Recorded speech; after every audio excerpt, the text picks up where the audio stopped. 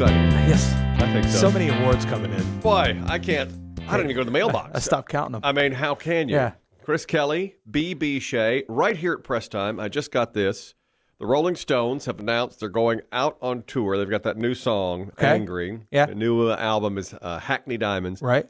Do you want to guess the sponsor of the tour? Ooh, it's on their official website. Hackney Diamonds. That's the name of the album. The song is called Angry. The Rolling Stones. Who's sponsoring the tour? Not Rolling Stone magazine. No. Is it like a reputable company? Yeah, definitely. It's a group. Yep. It's a. I want to say it has a tie-in with the Hackney Diamonds thing. It has a tie-in with the band itself. Okay. All right. Oh, wow. You ready? Yeah, give it to me. AARP. Perfect. And that's real. I thought that was a joke. Yeah. That is real. They're in their 80s. They're going out on tour. Is there anybody in better shape for 80 years old than Mick Jagger? Those dudes are ridiculous. It's incredible. The fact that they're still half of these bands, honestly, that are still out doing it baffle me. They must love it, don't you think? I think so. Or they've got nothing else better to do. I mean, Paul McCartney is in his 80s, and he still occasionally does a concert or whatever. Yeah. And the Rolling Stones have just put out new music, and that song "Angry" is good. I like that. No, song. It's a solid song. I think agree. These dudes are institutionalized. I think. I don't know what it is. Yeah, it's like how some people say like football players, like Tom Brady played forever. And everything. But even when you play forever as a football player, you're 42, 45. Exactly. Yeah, these guys are 80. They've been doing it for 60 years, 70 years. Yes, that's crazy. It's unbelievable. Yeah. And it's like, why? Why are you doing this? I don't know. They have so much money. They can do anything they want. I guess what they want to do is play music in front of big playing crowds. music, yeah. Do you think you're drunk from the I crowd? bet, yes. It's got to be a feeling that no normal person can really understand. Yeah, if you're in front of that many people. Do you know my Garth Brooks story? I met him once. No. Garth Brooks, I used to do television 25 years ago. All right, I know. I see you chuckle at that because that I was very bad. I got you. Yeah, very bad. I've heard stories. Yeah. Well, they're still. I mean, I think I worked at Fox 8 TV, the local Fox affiliate. I'm told they still run clips of me on their blooper reel, like at Christmas parties. No way. Like when they show me, they're like, "Remember, we used to have this idiot." This guy used to work here. Anyhow, I went to the Garth Brooks had a concert here locally, and because I was with the press and like the quote unquote entertainment reporter, I got to sit down with Garth Brooks for 5-7 minutes, something like that, to put together. That's pretty cool. So, and then you get to go to like the first 3 songs of the concert and watch it, and then you put together your piece. And then I was standing in the empty Coliseum parking lot when it was over with a bunch of drunks behind me. But anyhow, they go live to me, and then we talk about it. So, I had seen Garth Brooks on being interviewed by probably Barbara Walters or Diane Sawyer.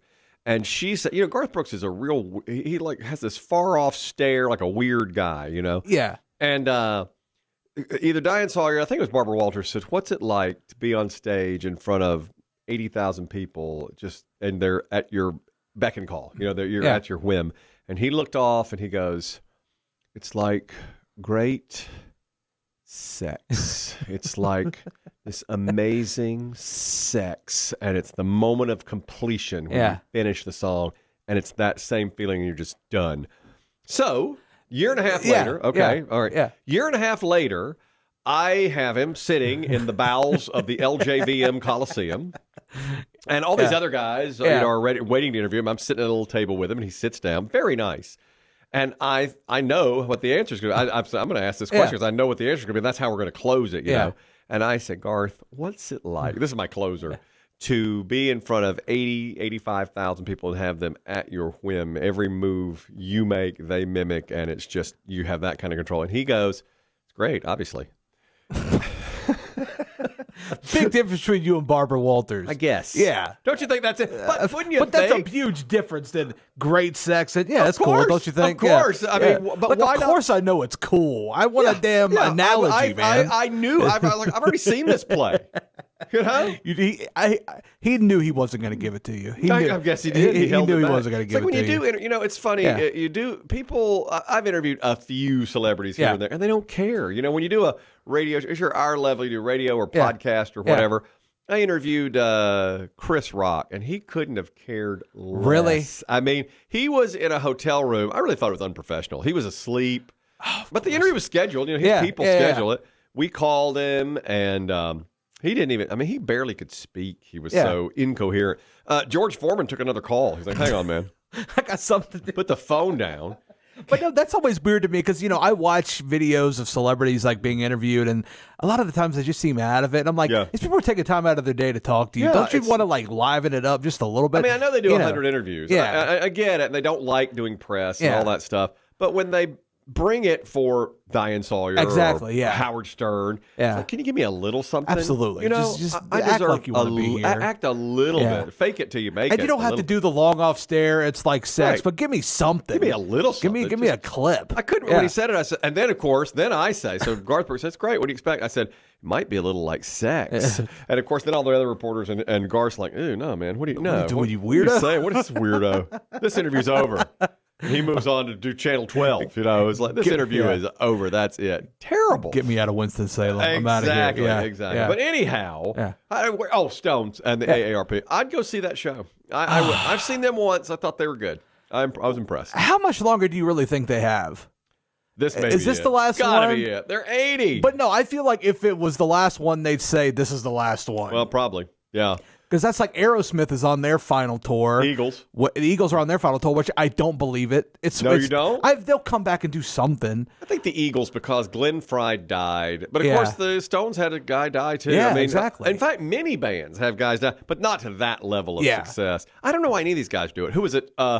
Foreigner was just in town. Yeah, they were just in town. And people love Foreigner. Yeah. And I've got a friend of mine tickets. He said the show was great. But I'm like, why? Why are you still out there? Really, yeah, it's got to be the love of the crowd, like we were saying. Yeah, no, I got you. I think it is. I think it is. I think it has to be. It's got to be a drug that they can still do and not kill them. Probably. Yeah, that's it. Yeah, that's exactly right. I guess that's the reason. Or at least those guys are not doing drugs anymore. I saw that Keith Richards said that the lifestyle of not being on drugs really changed him. It's like boredom, you know. Of course. Maybe that's what. So that's what he's looking for. Yeah. You know what else I heard Mick Jagger say was that he would be just fine with a hologram show of them after they're all dead. He just wants to keep on going. I guess even after he's dead, which I like too. I don't mind a hologram. I got you. Get you a hologram. You don't want to do a hologram show? No, I don't. I would go see. I would not. I would, because the music will sound just as good or better, and I never have good seats to see the guy anyway. True, that's a good point. Put him out there in hologram. It will be like the stereo recording of it, or a high fidelity. It'd be recording better, of it. and you're in the crowd.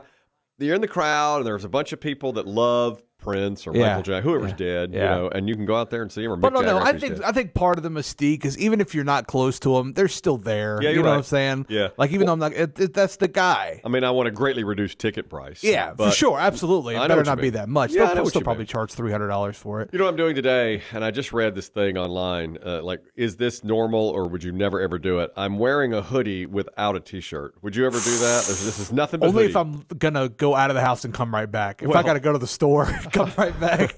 It's a weird feeling. It is. It's an uncomfortable feeling. But a sweatshirt without a T-shirt is fine. I disagree. Oh, really? I don't think any sort of like overcoat with nothing underneath. I don't like that. So you're a nope to. The thing was normal or nope.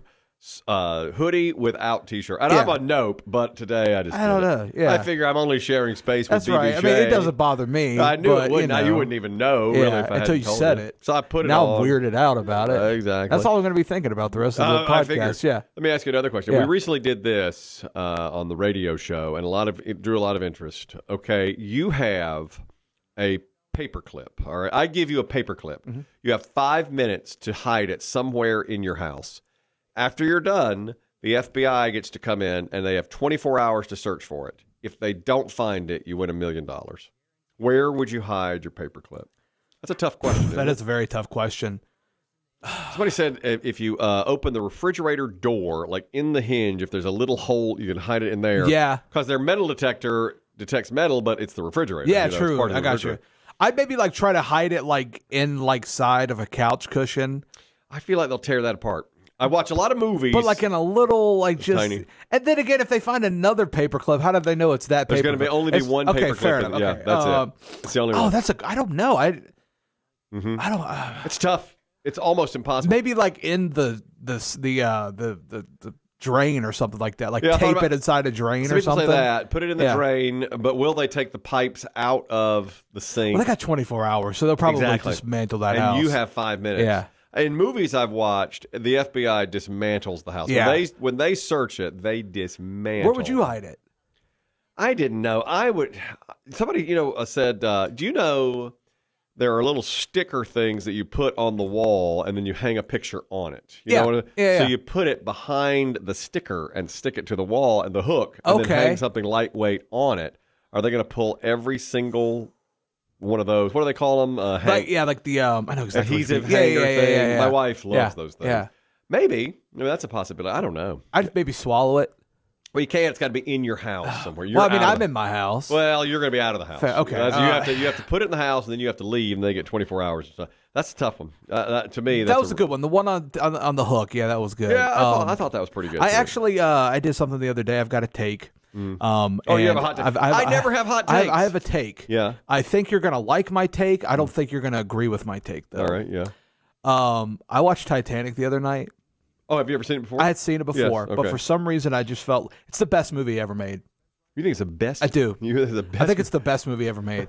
You're going to go Titanic as the best movie ever made. I will stand on that hill. Yes. That's hot. It is a hot take. Yes.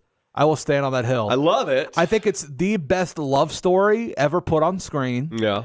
And the fact that the cast at the time was not that star-studded. Mm-hmm. This was Leo before we knew Leo as he is. This made him a star. Leo. This made him a star. And, not to discount Kathy Bates or anything like that, but she wasn't a huge star. No, good. And it won 11 Oscars. Yeah. And the soundtrack is good. When that singing, that you love it. I get chills thinking about that. Have I asked you my question about her virginity? Have I asked you this? No, no. But I haven't. I know the conversation, but I have an answer for it. Oh, you do? Yes. I believe that she was a virgin and that Leonardo DiCaprio's character took her virginity. I don't think she ever gave it up to Cal. No, I agree. You do? I agree, and I'll tell you why. Yeah. It's because after I was watching it, after she gets drawn by Jack, it cuts back to her in the submarine with the people. Yes. And she says it was the most erotic thing life. I'd ever done in my life up to that point. But could she be saying? See, I have a lot of lines in there. Like, I feel like that. Agree with you there. But could she be saying, "Cal's"? I just laid there for Cal. I was thinking about that as well. But still, I feel like for a virgin, regardless if you think of the person you're repulsed by them, you're right. That's still a very erotic thing. Great point. You know what I'm saying? Great point. That's a great line of dialogue. Yeah.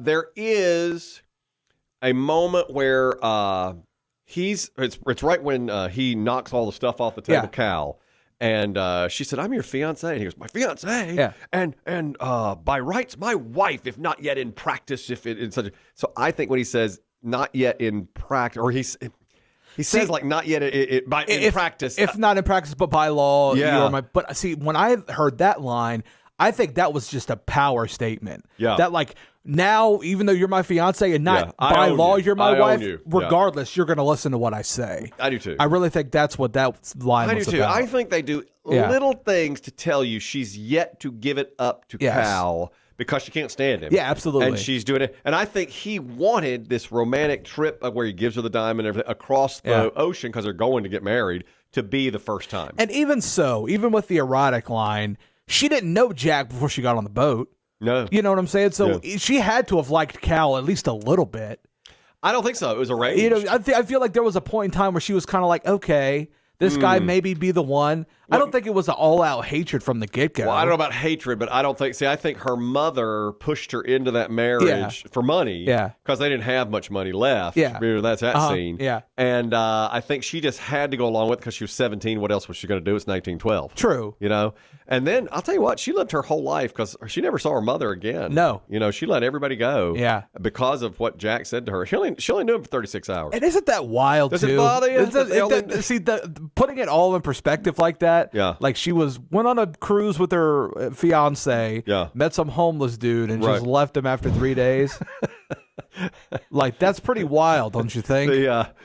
She did meet just the homeless guy. I never think of him as homeless either. I feel like he could get a home if he wanted it, but he likes living out under absolutely. a bridge. Yeah. He wanted to be under a bridge drawing naked French women, and he was living life how he wanted to. And see, I think that's another thing that plays into why I think it's so good. It gives a good message. You know what I'm saying? It's like, even though you come from all this money, it doesn't make you any better than me. Of course, the other message is the rich people survive and the poor people get left behind. That's a good point. In fact, she dropped him. The last thing he said was never let go, and the last thing she did was let him go. I know. Can't believe that. I still can't believe that. Another thing I have a slight problem with, I don't think he would sink below the water.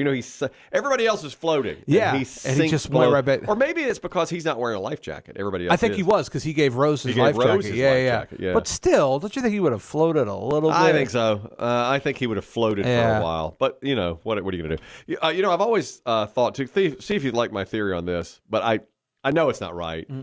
If you're in the water, okay, Titanic has gone down, you're in the water, I would go to the iceberg just to get out of the water and get up on the ice. Do you know what I'm saying? That's a good point. Yeah. It may be a mile away, though. I was ready to say, I can't remember, because did the boat stop? Did they stop? Because it stopped, but I think the next day, when I've seen real photographs the next day of the Carpathia coming and picking up the survivors, and you can see icebergs in the background, like multiple. Okay. So you could have maybe, but I don't know if you even had time. They may have been in the water 5 minutes before. Well, I was ready to say, and that moment you're not thinking right. You're not thinking straight. Plus, it was 1912. People were stupid. What awful. I don't know if they were stupid in 1912. I don't think you can. I'm going to have to throw a flag on that.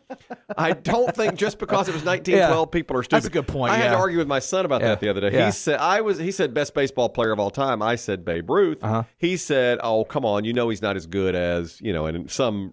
Ohtani. Ohtani. Well, I said Ohtani may be better, but you can only play when you play. True. Exactly. And he's like, Babe Ruth at that time would not be nearly. And I said, yeah, but if Babe Ruth lived today, he'd probably be a different person. Absolutely. He would probably have training, and the stadiums are smaller, and the balls go farther. They're not dead, and the guy hit 60 home runs. There's probably half the teams hit like 30 together, all combined. So I say you've got to go with him. Do you agree? That's a good point. Yeah. Because my son, he's so young. He's like, he played against plumbers and electricians. Of course. I said, well, I mean, I said, name me a plumber that Babe Ruth played with. There's a little validity to that statement. I understand. But I was like, name. I started naming Yankees from the 20s. Name me a plumber. He's like, Lou Gehrig a plumber? Is that who he? And it's like, come on. Well, because back in the day, being a professional athlete wasn't as hyped up as it is now. Right. There were probably professional athletes who did that and then something else as well. Maybe. Yeah. But no, I agree with you too, because there's always that argument. I'm constantly in arguments about 90s basketball versus today's basketball. Yeah. I think the skill set is better today. But the game I don't was think better that's in the 90s. Arguable. But then again, if Michael Jordan played today, he'd would have the exact same skill set. Yeah. Exactly. And if LeBron played in the 90s, he'd have to have the exact same skill set. The rules are different. I mean, they've tweaked the rules better for the offense. And football, too. Better for the quarterbacks. I mean, I hear Troy Aikman say, if my receivers could go across the middle like they could today, and the left end can't hit me as hard as he can today, then I'd still be playing. And did you hear what Tom Brady had to say recently? I've heard him say that from the moment he entered the league to the moment he left it became way more pussified. Because he was almost Stephen A. Smith, and he goes, the mediocrity in the game is just crazy now. It is. And he put a lot of responsibility on the offensive player. He goes, it's not the defensive player's job to protect the offensive player. Because the offensive player should have some responsibility in protecting themselves as well. 100% agree. Brady was smart. He'd throw the ball away. And that's what he said. Down. He goes, I didn't throw the ball in specific places because I knew, there's Ray Lewis. Yeah. He's going to kill my guy. Kill my receiver. Yeah. Or, he's not going to take a hit. He's not going to stand. He's going to take his lumps, play on third down, or pump the ball. And I think that's 100% accurate. Yeah. Absolutely because you see people like Ray Lewis, and you're like, there's never going to be another guy in the league like that. Now they're trying to legislate that out, like big hits, and I hate it. And I'll tell you something else. Football, the NFL has gotten to the point where there are some good quarterbacks. Yeah. I mean, obviously, Mahomes is really good, but he's been mediocre this year. Yeah. There's some other really good quarterbacks, obviously, but there's a lot of crap quarterbacks. There really are. You know? A lot of injuries this year. And and that's another reson why they're trying to legislate. I know. Is to lower the number of injuries. I mean, Burrow just went out for the year. Exactly. Daniel Jones is out, which he's a mediocre quarterback though. Kirk Cousins is out for the year. Yep. Who's the other one that I just read was out? But so many. There are some really good ones. Obviously, there's probably 5 or 6 really top-notch quarterbacks. Yeah. But look at when Daniel Jones does go out, look at the backup. Aaron Rodgers, of Yeah. course. Oh, yeah, when for Aaron sure. Rodgers does go out, look at the backup. Yeah, They're Zach, and then awful. he's not. That was Tommy DeVito. Who's Tommy the DeVito? giant. He's the giant. It's Tim Boyle. And is then for you've the, got this Aiden O'Connell kid in Las Vegas. I know. Like, I don't know any of these people. I know. Yeah. There's 75 quarterbacks in the league, and probably 12 of them are really good. No, yeah, you're 100% and right. only 6 of them are superstars. And then there's I don't know. I would say maybe 4. Fewer. 4 or 3. I think of Herbert as a superstar. He's not that great. They're not that good. And They're bad. It's the same with Jalen Hurts. I'm like, Jalen Hurts is great. I mean, but he's not great. He's not having a great season. No. Dak is good, but he'll let you down in the playoffs. Absolutely, yes. I don't know. I mean, really, past Mahomes and now Burrow, who's hurt, Lamar Jackson. Lamar Jackson is and C.J. Stroud. Yeah, where the hell did he come from? I don't know. Just this year, though. Yeah, I mean, give him another year. Let's see. I don't know, man. I really think it's just Mahomes. Like, I think Burrow. Think he stands alone? Yeah, I think Burrow's a little overrated. I think Lamar Jackson is a little overrated. When I used to watch when I was younger, they were more consistently great. You knew every year going in, okay, Troy Aikman's going to be great. John Elway's going to be great. Dan Marino's going to be great. Yeah. You don't really know. Kyler Murray, is he great or is he not? Exactly. Joe Burrow, is he great or is he not? You just don't. Herbert, and great quarterbacks didn't go 4 and 6 or whatever, generally. And your boy Russell Wilson, I'm like, is he going to be good? Is he going to be bad? He's about done. I like him. Yeah. His numbers are better. I think it's all coaching. I think they've found a way to win games with his now limited skill set. But I do believe he's better than he was last year for sure. Gosh, last year. I've been meaning to ask you, how's your boy doing? Is he enjoying school? Yeah, he's back from.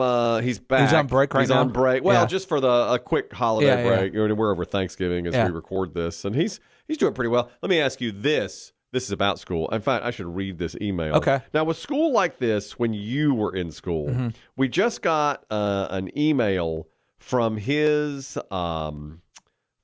professor the other day.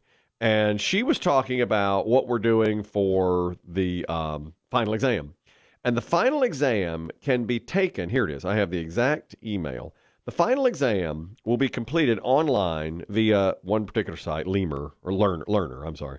You may take the final exam anywhere you choose with strong and reliable internet access. The final exam will be available from 11 a.m. on Wednesday until 2:30 on Thursday. You have 2 hours to complete the exam once you begin. Your exam must be completed by a certain time, or it'll be marked as not completed. You can take the final exam as many times as you'd like, and only your highest score will be recorded. So he could take it 5 times and look up answers in between if he wanted to. Final exam. Final exam. Here it is. The final exam has 100 questions, covers chapters 1 through 16 of our textbook, which we went over in class. Some questions will be multiple choice. Some will be hybrid, meaning you'll be first offered fill in the blank. But if you miss multiple occasions, you can ask for multiple choice for a lesser point. So it's like you can fill it in then. Once you begin, you will be able to open links to our textbook, a PowerPoint slide that have been shared in class, and if you have your notes stored digitally, you can check those too. So it's basically open book with notes and the text they have shared in class, and he can take it as many times as he wants for 28 hours. He could take the thing 10 times. So he should get 100 on it. I told him, if you don't get 100, if you don't get 100, I'm wasting my money. Yeah, absolutely.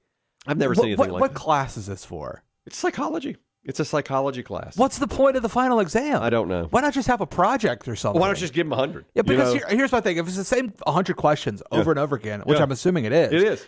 Just take a picture of it. Okay, I got it. Put C this time. Yeah. Don't put C next time. Right. And just keep going. Get your best. Yeah. It's unbelievable. I mean, we have softened up this generation so much. It's incredible. When I was in school, it was the whole, it's open for this many hours. Take it between these hours. You have X amount of time. It's X amount of questions. But one time. That's it. That's it. Yeah. And you don't get to choose if you want it to be multiple choice or not. That's a really that's so foreign to me. For us, we go to a building at 1 o'clock. You have until 4 o'clock to complete the exam. Yeah. This is you're doing it at home. You can check the textbook for 28 hours. It's open. Yes, it's open. That's right. And you could look at the textbook. And you can look at the textbook. Yeah. Why not get 100? He should get 100 on it. We are raising soft kids. I think the college now. This is a 4-year university. I won't even name it. Yeah. But it rhymes with East Carolina. I think they're all this way, though. I'm not blaming. I don't think it's specific to there. I think it's probably everywhere. Oh, I agree. Yeah. Okay. They want me and my wife to continue to send them money so he can go ahead and go through, and they make it. They don't want him gone. I recently read, a friend of mine told me she's a professor at a small private university. Okay. And they had to work on Labor Day.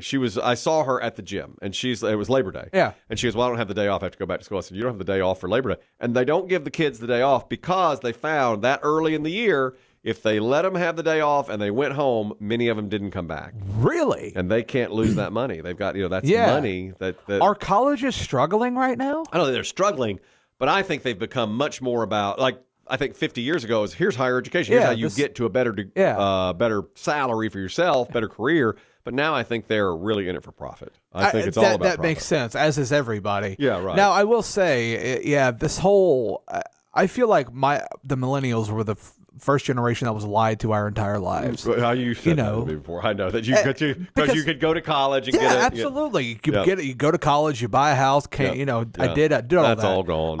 Where's my house with the breakfast nook? I know you don't have it. You know what I'm saying? Do not have it. I don't even. Yeah. Can you work your tail off to get it? You work hard. I try to. Well, now I just read this though. I read a list. It was online, and it said it was a Reddit thing, and they were saying that. Here's some things millennials and Gen Z have gotten rid of, and we're glad they got rid of it. Things like it was like that cheese, like that American cheese with the paper on top, the foil, not foil, but plastic, it's like a plastic. It's apparently the sales are not what they used to be. Millennials, really? they don't buy it. I love that cheese. I know you do. I grew up on that cheese. Let's eat that cheese. Well, I had some questions. I had some real. I had some real problems with the list. I was like, well, it's still around. We use this, Yeah. But the number one thing was the attitude that you had to overwork your salary. You should, and it said millennials and Generation Z are of the belief they should only put in enough effort for what they're being paid. And that's exactly right. I disagree with that 100%. Of course you do, because you've got some sense and some work ethic and some know-how. You should work your ass off, and then if you don't get paid what you want to get paid, then go somewhere else and get paid more. Absolutely. I don't think you're born into this world with... It's un-American. Yes, that it really is. Un-American attitude. And that's the opposite of the American dream. Everybody who had the American dream worked hard for it. They weren't handed anything. Yes. But on the other side of it, I do think wages should be going up more than they are. Absolutely. And who knows, maybe one day it will. And when that does, those people are going to be at a disadvantage. Because they haven't worked Because they have terrible attitude, they have no work ethic. I hate that. I do too. Work harder. I don't understand where this entitlement came from. I don't know if it came from... I don't either. What generation it came from. I don't know. Well, it's probably mine. I'm Gen X. And even, I will admit this, with my kids... and they're spoiled. They're soft a little bit. Yeah. Okay, my daughter, her job now that my son's gone to college is to take out the trash. I mean, that's really the only thing we ask her to do. Yeah. Well, it piles up and piles up and piles up. And finally, and I ask her and ask her and ask her, and she just kind of gives me a little, okay, I'll do it here and there, and then she slips away. And finally, I'm just like, well, I'll just do it. Yeah. I just take it myself, which is really wrong. I mean, obviously, sure. I mean, yeah. But it's like it's easier just for me to clean it up myself than to battle with her to do it. I get that, yeah. Which is probably a tale as old as time, but I think it's worse now. And the phones. But you're right. But see, the thing about my mom and dad is like they didn't put a lot of expectations on my brother and I. Yeah. Where it was like, you're going to work hard, you're going to do decent, you're going to be a good person. But when it came to our social lives, they didn't intervene at all. Really? They're like, you're going to hang out with your friends. We don't care. Do whatever you want to do. As long as you get stuff and done they around gave here. us freedom in certain areas to where we didn't want to rebel when it came time to, being productive and getting stuff done. Exactly. And when my mom said, I'm going to kick your ass, I believed it. Yes. And so there was that fear there that I always had. Same with my dad. You can't do it anymore. They'll tell on you. I don't know, man. See, that's why I told my mom. We were growing up. I'm like, I'm going to call social services on you. She goes, call them. I don't care. I'll give you the number. Here's the phone book. Call them. Yeah, here it is. What they going to do? They're going to stop me. Well, they're going to come over here? Please. Oh, boy. Then when they leave, you really get it. And see, it was like my dad was so like, even keel all the time. So when he got mad, it was like, okay, we gotta get it together. So you know what I'm saying? That's how I am. My wife, she'll quicker to fly off the handle than I am. And so they don't react to that, the kids. But when I really get mad, because I'm even keeled, when I really get mad, that's when they're straight. They're all scared of me. I don't know why. Yeah. I'm the nice guy. I don't know why they're scared of me. But I think that's what it is. It's like when you actually get mad, it's like, oh, he's mad. Because I'm slow to anger, because I'm a pleaser. I'm a people pleaser. When you were becoming a father, did you have in your head, like, I'm going to be this type of dad? Yeah. Or did it kind of like change over time? I had in my mind I was going to be tough, a disciplinarian, and I'm really not. It's just not who I am. I got you. It's fair. Plus, I think you and the kids have a certain relationship, and I don't know. I feel like we've done well because my kids. I feel like I have a good relationship. with both of them. I love hanging out with both of them. It's good, Teaching my daughter how to drive now, and that's going pretty well. Because I have friends that just don't have relationships with their parents, and I think it's the saddest thing. Can't imagine. I really hate that. It's awful. Because I got great relationships with my parents, and I have friends who don't even talk to their mom and dad. Don't even talk to like their siblings. Oh, it's sad. I really hate that. Yeah, I never understand. I hear people people say I haven't talked to my sister in 10 years, or it's like, how? Yeah, why? You only have a certain number of family, and you only have a finite number of days on this earth, and you don't know when they're going to end. Ask Jack Dawson. Yeah, exactly. Ask him. Yeah. He was 17. Jack Dawson was 17, just got laid by a good-looking 17-year-old who's ready a rich one who's ready to leave her fiancé. Yes. And what happened an hour later, he was froze in bottom North of the Atlantic. That's right. Take that as a life lesson. You know what? That's a life lesson. That's why it's the best movie ever made. You damn right. That's it's a life the best movie. lesson. That's exactly right. Boy, you just did it. We're going to end it. Let's end it on that. I want to end it on that. Take a lesson from Jack Dawson and live. Don't ever let go. And live every day like it's your last. Preach, brother. He just was in that car getting laid, and 2 hours later, he's snuggled up next to her, dead. He risked it all for the gash. Do you? We went 30 seconds too long. We went 30 seconds too long. Otherwise, that would have been really nice. Damn it. Do you think she could have slid over on that headboard or whatever she was on that door? But see, that's the thing. She never had to before. It was going to take her time to learn that. Maybe she didn't know how to share yet. I love that discussion of Titanic, and it's one of my top 10. I love it. I'm going to watch it, in fact, over the weekend and report back next week on new things I've found. Yes. I love it. That's the square and the round for this week. That's a good one. Yeah. I like that. Have a great week, BB Shea. You too, buddy. Square and the round. Thanks for downloading.